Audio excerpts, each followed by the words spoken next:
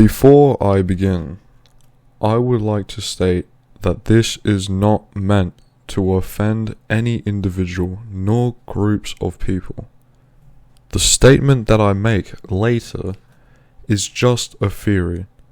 Only a theory, as in it could have possibly happened, or it possibly never happened. But the theory is of why it happened. I would also like to acknowledge that the land in which I'm recording this today is of the traditional land of the Narungga people. I would like to pay my respect to elders past and present.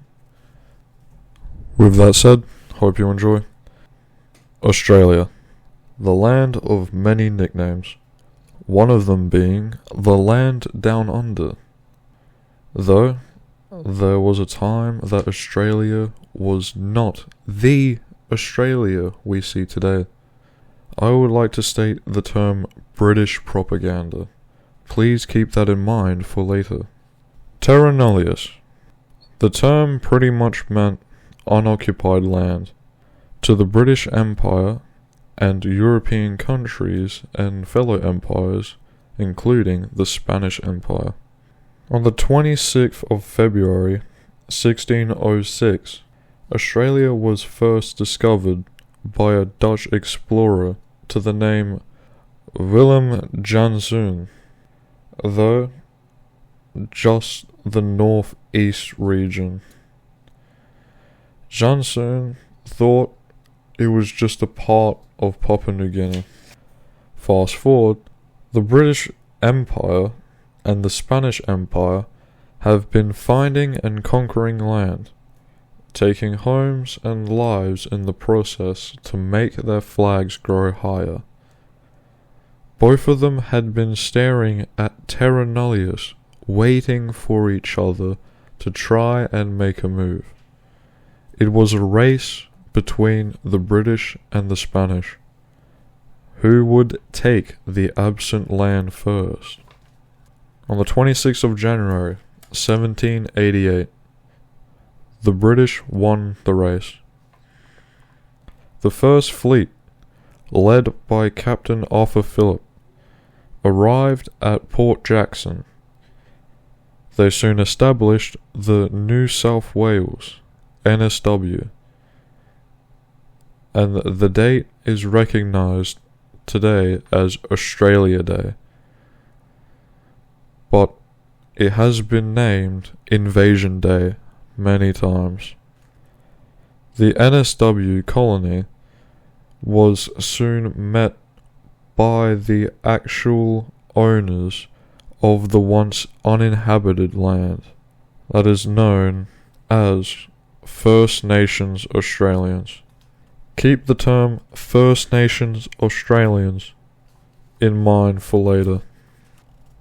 There once was a poster that was made by the British Empire that stated Australia was the land of freedom, and not only published it to England, but also everywhere that had British influence, thus British propaganda. So much happened between Australia and the British Empire. However, things happened in England.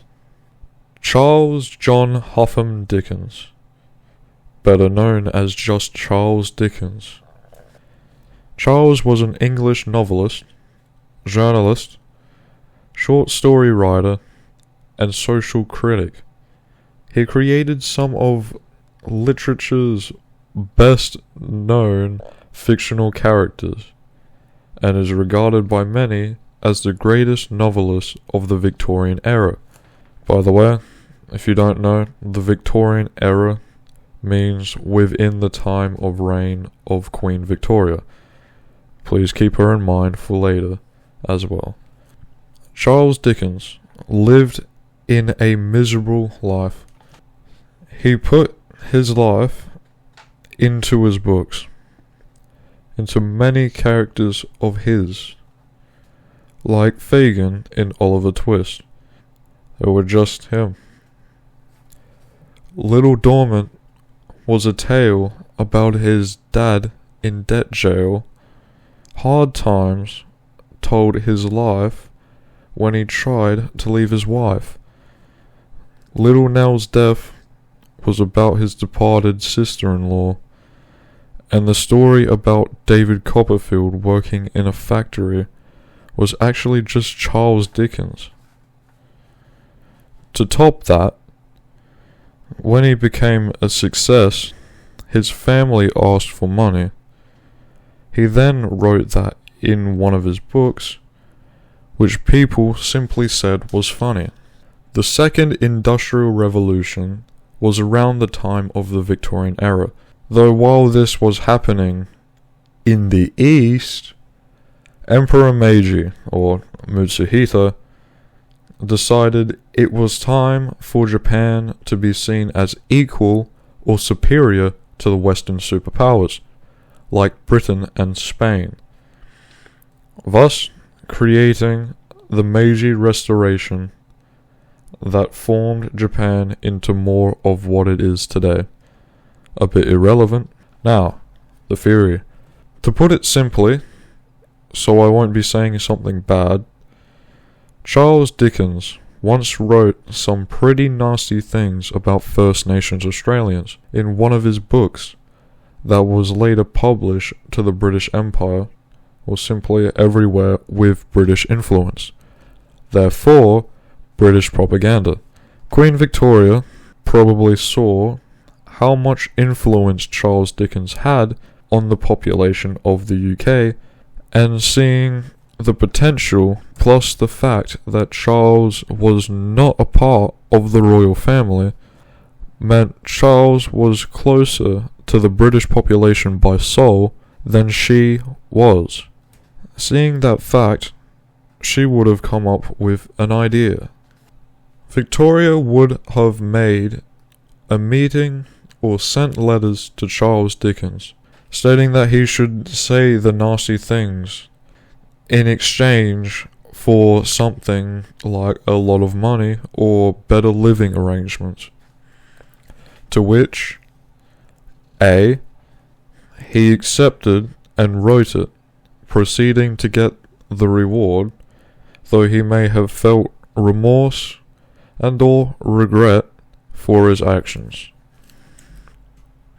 B, he declined and someone else wrote it, claiming to be Charles Dickens.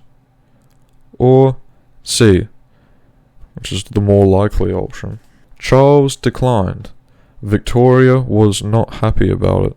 Following on from the previous one, which is C, Victoria then tried bribing Charles more by putting more rewards in, like even more cash and better housing, to which Charles declined, stating that it would be an improper thing to do, and that he can't just say that about people he has never seen before, to which Victoria would have threatened him.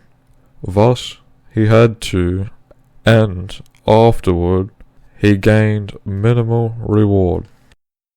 Charles Dickens may have done it, but he may not have had any choice, especially because he was friend to. But hey, that's just a theory. That's it. Gotta go.